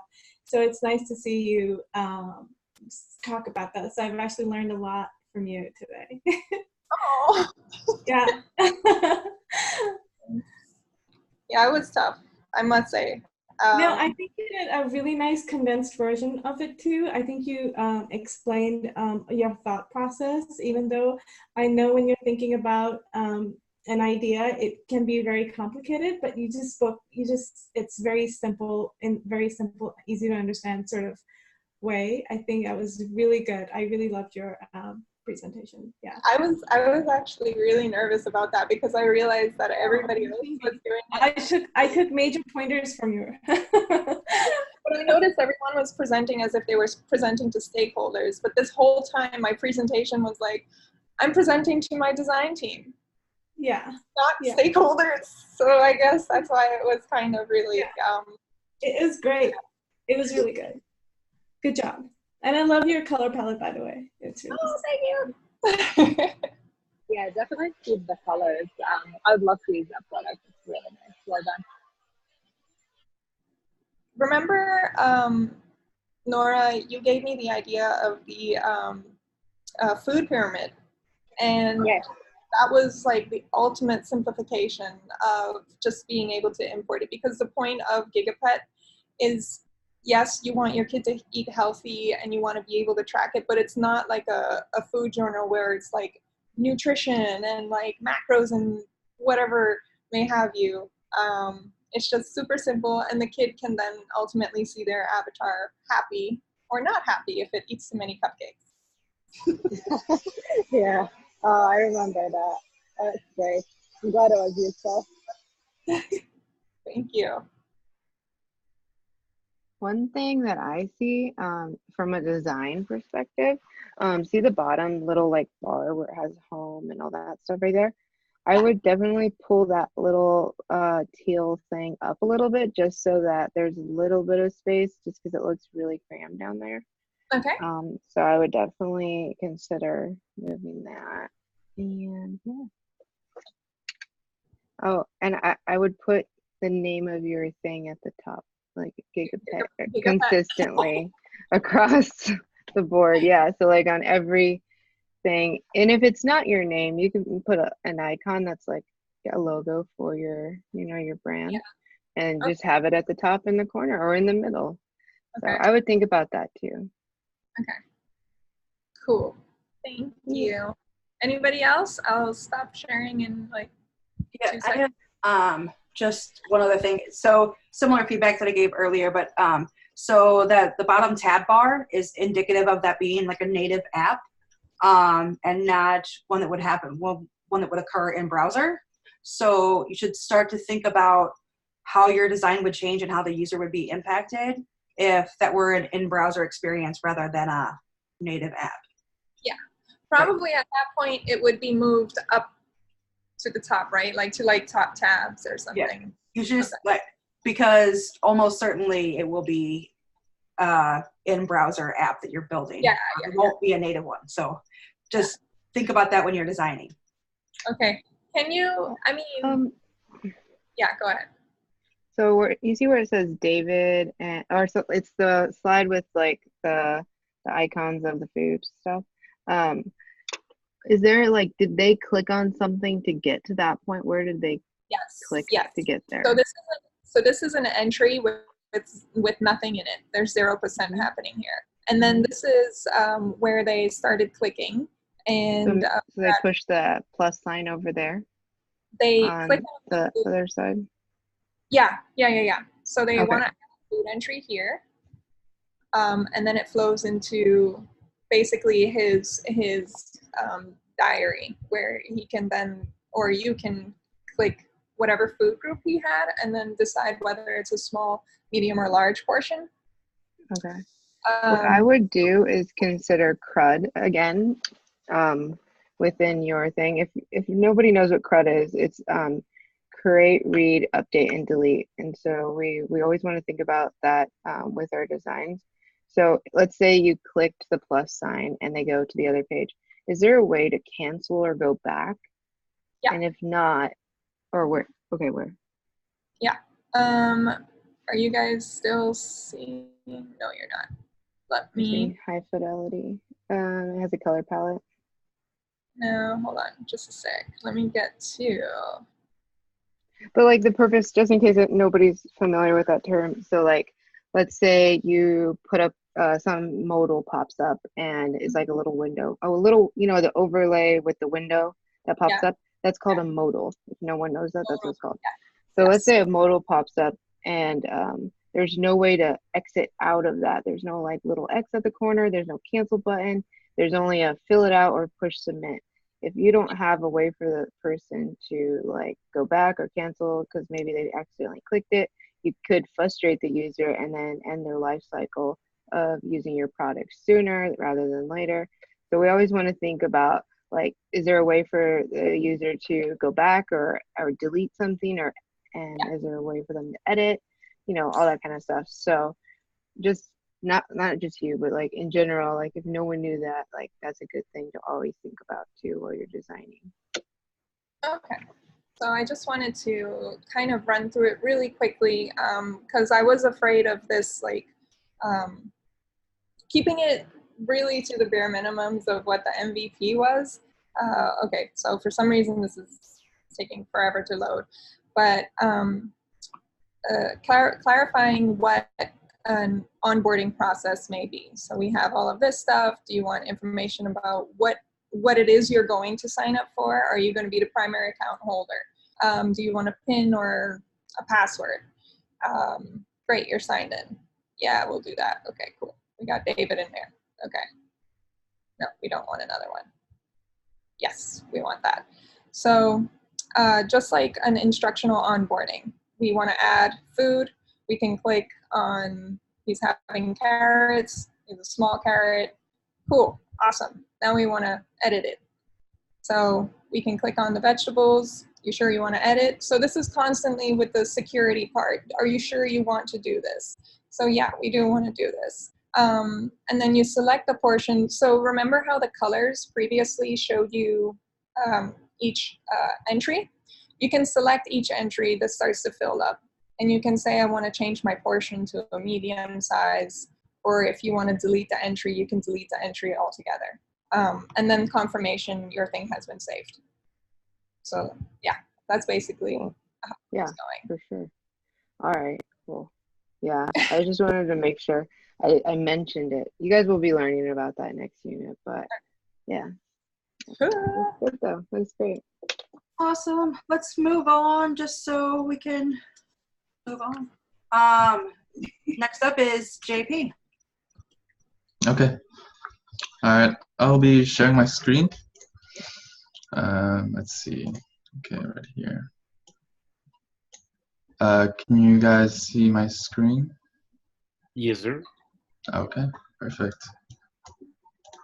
Okay, I'm gonna go start now.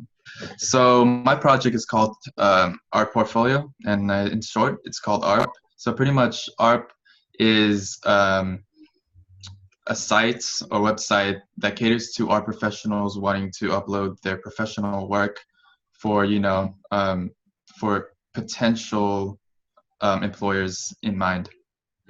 So with that said, let's move to the next slide. So my outline will have an ideation process, wireframes, testing the problem, solution proposal, and some next steps. I'll be discussing how my process will be. And with that said, I'll go to the next slide with how might we create an art portfolio for art professionals, meaning how am I going to create these wireframes in this website for professional in art who wants to upload their professional work, their most powerful pieces. And with that, I will be going to my ideation process. And this ideation process is kind of like the formation of ideas and my concepts and how I'm going to like sketch them out. And the first one that I did was to create a Crazy Eights. And Crazy Eights is pretty much just all sketches that I've made prior making the wireframes. In this picture, you'll just be seeing the mobile applications or mobile sketches. After completing the Crazy Eights sketches, I had the idea of creating the web application and web sketches, and this will include pretty much the information architecture of what this page will look like. What you're seeing now to the right is pretty much seeing a profile in this design or this sketch we see here. And it's just pretty much showing you all the ideas I have within this profile page. And with that said, show you like a little sitemap in what this will entail, which is like your profile. You'll be able to upload your work, send messages, a little overview, and your grid layout of all your art pieces. And settings is pretty much the same. Not really the same, it's just more of what it will contain. Just like changing password and user settings. Front page is pretty much how you're going to be like signing in, creating accounts, discovering some work, search, and the welcome page. And now I'll be showing you a little bit the wireframes that I've created, low fidelity and some high fidelity. So what we see here is just pretty much the profile wireframe that I've created. This is pretty much the ideation from deviating or just from the sketch I made on the paper, which you can see here is onto the left side. You'll see your name, what you are, and how much followers are following you is. A little about me, telling who you are as a person. And then in the empty gray boxes is pretty much all your work and the messaging and adding. And this process over here you see is pretty much creating an account. It's as simple as that for right now. So move on to this upload is pretty much, this is the process of uploading some type of work or an art piece. And then that's how it's going to be. Next slide is pretty much sending a message. This is like one of the current tasks that my users will be doing after creating the prototype. And now what we have here is a high fidelity. You can see here, sorry about that, is pretty much message adding. We have the tabs over here on what type of work you've been doing, the case studies over here, illustrations, photography. This can also be catered to what type. You can customize this to either just illustrations or just case studies or anything you'd like to be. And here's the creating accounts page. Same as the low fidelity, but just with color this time. Upload, and then we have sending a message. Okay, and with all the wireframes and mockups that I've created, now it's time to move up to creating or having my users test this prototype. So usability tests, and my usability test will have my participants as Jack Fuentes, who is a UX UI designer, Gabe Samaniego, he's also UX and he's part of web. And the tasks I would like my users to complete is to pretty much to create an account, uploading your work and sending a message.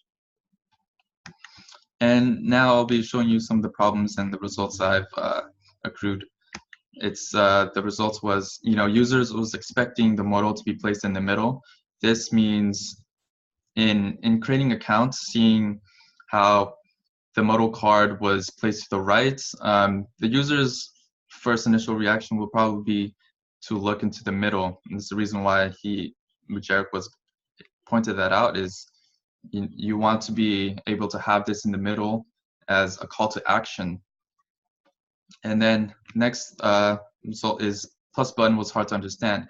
This meaning in the profile page, once you want to upload a photo, plus button can mean a lot of things, and it could be a little cumbersome on what the user is trying to understand. And then a lot of white space when uploading. Just in the profile page, the plus button or the message button has a lot of vacant space that could be utilized for something else different. So, and then next we have is the user thoughts. There would be a recipient field when sending a message. When sending a message, currently it had title and then just the body of message. Users felt that having a recipient field would pretty much confirm they're sending this message to this user or to this person. Next, we have buttons felt misplaced. We have this here because in uploading or messaging, the cancel button, my users felt like they didn't understand where to do that, and it was placed above the modal card. Okay, now I'm gonna show you some solution proposals. My solutions would be to move this modal sign into the middle, creating a easier seeable call to action for the user to create an account. Move cancel buttons into modal, meaning in the profile where you can send a message and upload a photo. You should just move the cancel buttons into there. And now we have here is to make the modal call smaller and minimize the vacant space that's been taken up. And then to make the upload button understandable. The way I'm going to do this is to, instead of having a plus sign, I'll be just naming this button upload. A lot easier to understand. It's pretty much saying, this is, hey, if I want to upload a photo, here, this button will do it for you. And then now we have add a recipient field into the message. This would be making it easier for to pretty much confirm the user sending a message to this user. And now I'll be showing some changes that I've made to have it displayed. So here we have the creating accounts. This is before. It was before I made the changes, and now we have it to become into the middle, putting the ARP logo to the top left side. Okay, next one we have uploading. You can see here we have the X button here, signifying that, hey, if I want to cancel this upload, you can cancel it. But many users, or my users, didn't know that was there. And So the changes that I've made is to pretty much create this modal card smaller, have the cancel button inside this modal, and I made this modal card a little darker to to let your users know like all the contrast, to provide a little bit more contrast on what you're going to be doing. So, and I also added pretty much a file name on what you've just uploaded.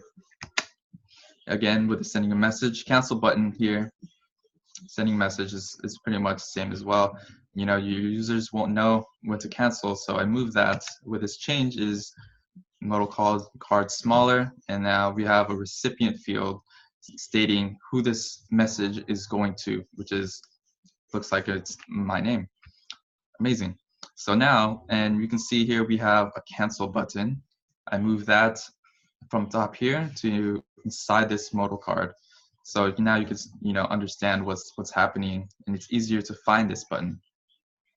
Those are my proposed solutions to the problems that my users have made and had. So with that said, my next steps would to pretty much conduct new usability tests with the changes in mind, to pretty much to understand whether my changes were actually a good idea and making it easier for the user actually using this product. And it's pretty much to record the feedback. And for the future of ARP currently, I would like to conduct a little bit more tests to understand what is usable and what's not. I believe once I can understand what's going on with this product itself, I'll be able to release it. And with that said, I'd like to say thank you. And if anyone has any questions, please let me know. Okay. Beautiful. But amazing work here in your web app. I really like the format, the placing of everything, and I can see that you put a lot of thought on how to build this. Thank you. I would like to be take one of your tests, usability tests, when it's more done and everything. So I really like this, and the logo for it too, ARP. I really like it too. Thank you. Thank you. It's pretty cool. It's really similar to one of our art museums here in Orlando. Mm-hmm. And I'm like, wow, did you know that? And it's also for art too. It's pretty cool. I didn't know that. That's good to know.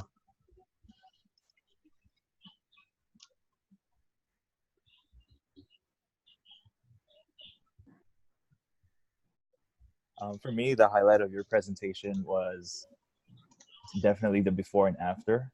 Mm-hmm. It just goes to show that you remained objective this entire week. Of you came up with ideas of what the users, what you think the users would want. You tested it, you listened to them, and then you implemented those solutions. And right. I think it was just a phenomenal job, just staying like on task and keeping the main thing. Which is testing out the functionality of your application. Okay. But on top of that, you also managed to create a high fidelity, which is and test the high fidelity along with that low fidelity. Right.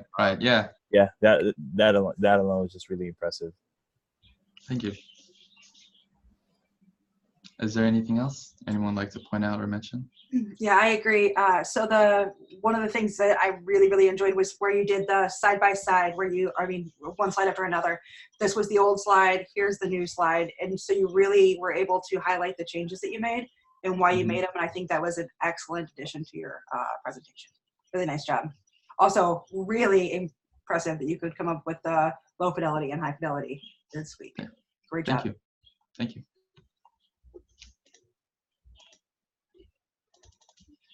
Okay, I'll be dropping my link to the prototype. With that said, I'll pass it off to whoever's next. Thank you very much for your time. Great. Ivan, it is your turn. Let me unmute myself here.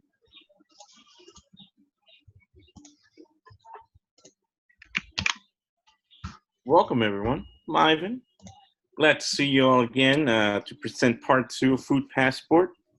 As you may know, I'm just going to explain a little bit of background of it. This app is for people that love going to different restaurants, trying new food, traveling the world with food. This is the final product of what I got this week.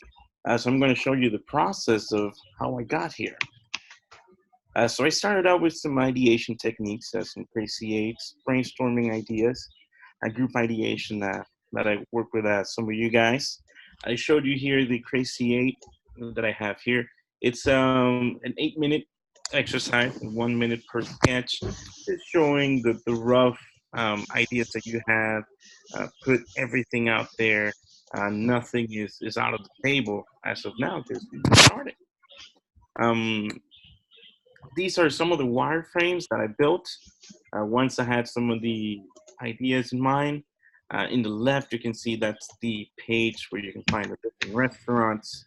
In the middle, it's where the user will be navigating the most. This is the home page where they can select what type of foods they want to eat that day, tours, tastings near them, even access their stamps for when they go to a restaurant. And then to the right, you can see it's the restaurant page.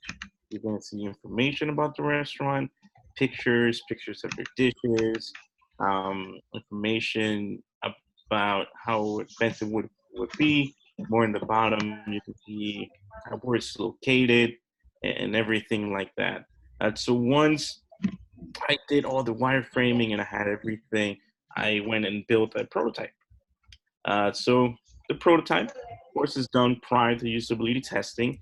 It's all raw ideas and loose placement. So anything could change, anything goes. You're just testing with people what works, what doesn't work. Now, this the usability testing is meant, to take input on any of the issues that the app would have. The users will tell you what they want to see. And of course, they tell you what they don't want to see, what they don't understand. So any critiques that they will tell you, any advice, any recommendations, don't take them to heart. Because at the end, the project will definitely be better than when you started off. So let's go with the feedback that I got. Both users, they experienced a positive, they had a positive experience using the prototype. They said it was easy to navigate. It was easy to read. It was really well organized. And I'm really glad to hear that because it means I'm going to the right way. If people are having a good time using the app, I know that they will keep using the app. Now, some of the findings that I got, some of them were missing features. One of my users actually asked me, hey, so does the app connect to Uber? Like, can I get an Uber with this? I'm like, actually, that's a great idea because we have a whole section about wine and beer tastings and you don't want to drink and drive. And it's definitely something that we can work to the app. Another of my users actually saw this symbol right here with the dollar sign. He was pretty excited. He was like, "Wait, I can order food from here too?" And I'm like, "No, this just tells you how expensive the restaurant is, but it's actually not a bad idea." So I put, as you can see in the bottom one, some restaurants might offer delivery. So I put that little icon of the car so that way the users can know that that restaurant offers delivery and you might be able to buy it straight from the app too. And also that same user told me something I would like is for me to be able to search for a specific restaurant that I might have on my list or that my friends tried, and I didn't have that feature before. Now, some of the issues that I found was going back to home. I did put a button there, but you had to access the menu and then click home. He naturally went to the logo, which I hadn't had a program to go home by just clicking the logo. And another one that was pretty interesting was one of my users had a little bit of a hard time um, going into the task of finding a Mexican restaurant. My guess is he wasn't able to read where it was because it was a little bit too blocked. So those were the issues that I found, and then I started fixing them. So in here you can see on the top left, I have the logo there. Now it's accessible by just clicking on it, and it goes back home. The bottom bar you can see on the right picture was supposed to be like a quick access to see your stamps that you already have collected. But then you can see right there too that that's an access for stamps too. And not just that, you can see it in your profile page, which is called My Passport. So I actually took that off completely and then added that button of the search. Very easy to see and very easy access. It's also a pretty small, so it doesn't block anything in the home screen, and you can actually see around the world a little bit easier than on the right page with the bar at the bottom. Now the next steps that I have is, of course, is to perfect this app, put it a more high fidelity, push it so it could be App Store ready. And at the right, you can see the homepage and the restaurant list page on how it got finished. Now, is there any thoughts or any questions? Shoot them now. Wow, that is so detailed. Like you have, like that is high fidelity. It looks awesome. Like I would use this. This is so cool. Like usual, you kill it. Thank you, thank you. I like the vertical and the horizontal scrolling options. That was nice. Let's see. Yeah, I love that. You can just get around quickly. Do you sleep? Yes, I do sleep a lot. Clarifying question there, you know, just. One of the things that I took in mind was to do a very clean white background. That way, it really doesn't take a lot from the pictures of the food, from the pictures of the restaurant. And, you know, by having the flags, by having the restaurants, the stamps, it puts out color too. So it's less work on the background, and the pictures does the work for the color and put it a little bit more life into the app. Is the passport functioning yet? Do you have a interaction on it? No, the passport still needs some work, but once I have it high fidelity, I'll definitely share it with you guys. Wait, once you Oh, have I'm high, gonna ask. what? I wasn't sure that you said that. Wait, what? You said once it's high fidelity, then it'll be in there? Wait, repeat that? Passport, the passport. You said once you have it high fidelity, then it'll be functioning. Oh, well, no, it is accessible. It's just not high fidelity like this. You could see it on here. This is signing in. That's a process. Well, signing up. So you select where you're from. If you're from the United States, then you get the United States passport. If you're from someone else, then you get some other passport. And that's low quality, and that's the passport. It tells you that's nice. No. the countries that you visited the most, and then your stamps in the bottom. So the more places that you visit, the more stamps you get. And that's the quick access stamp where you can see that. But none of my users were actually curious and press on the button. And that was also one of the reasons that I took it out completely. Okay. Yeah, I don't flip through my passport either to check stamps. Nobody does that, but we're talking about food.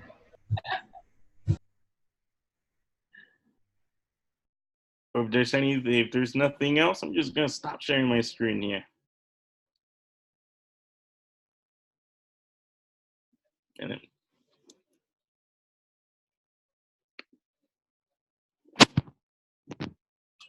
I just want to say great job with both your prototype and your presentation. It was really well delivered, and your prototype is, again, very, very excellent. Nice job.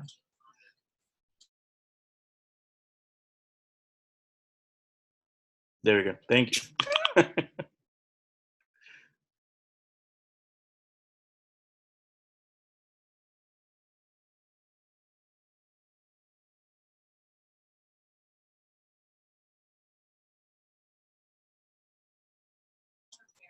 That's really good. I don't think anyone has anything to say. This was amazing. Well done.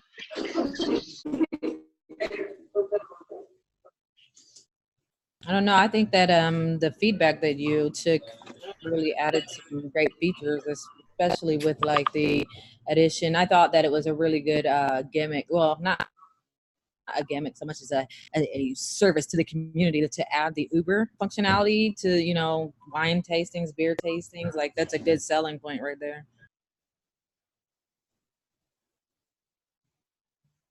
I mean, I would definitely call the app a little bit gimmicky, because there's certain people that like to collect stuff, and and when you want to collect stamps and put it however you want, and seeing that whole passport, it really brings people to use it again and again, and going like, "Hey, you see this?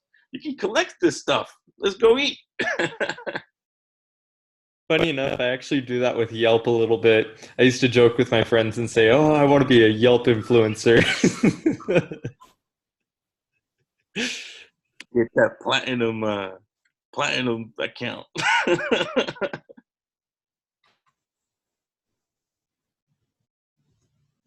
Yeah, the only other thing that again, it's sort of like across the board, a lot of people, make sure that you're keeping your MVP in mind.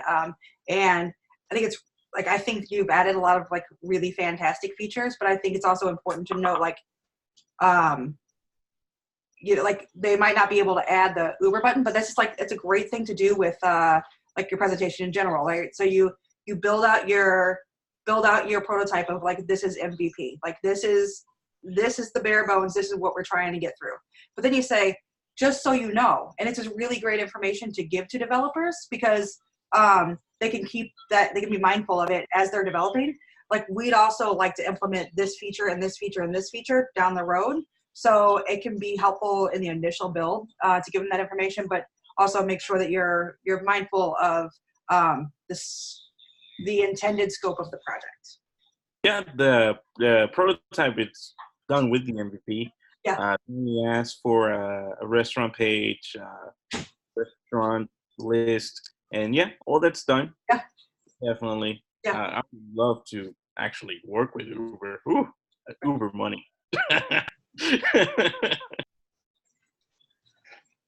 Awesome. Well, does anyone else want to present? Or the rest of you want to just do your presentations with your TLs? Anybody?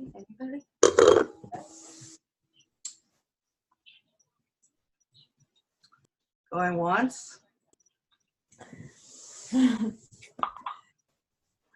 Okay. All right. So great job, everyone. I wanted to say like a couple of just quick things that are just sort of like presentation pointers in the future. So for one, I think it's really, really helpful when you're going to present to run through your presentation beforehand. And some of you probably did that, but also like to record your screen as you do it. And that can give you a really good idea of how long your presentation is, and if it's going over or under the time, if there's anything you're missing. I think it's just a really great thing to do before you have to present. The other thing is, I think it's a really nice tactic in your presentation. You probably all heard this, but like basically like essay sort of format, like here's what I'm going to tell you. Like basically like start off by giving everybody the overview. Like this is what I'm going to talk about in the presentation. And it gives your audience cues for what to listen for and what to look for and what to expect. I think those are like, that's a really helpful thing to start your presentation off with. But you guys all did a really great job. Just super impressed. Anybody else have anything to say? Dave or Ash? Good. All right. Well, then we will go ahead and end this. You all have a fantastic rest of your day. And those of you that still have to present with your TLs, look for links shortly from them. Good job, guys. Thanks. Have a great weekend. Bye, guys. Bye.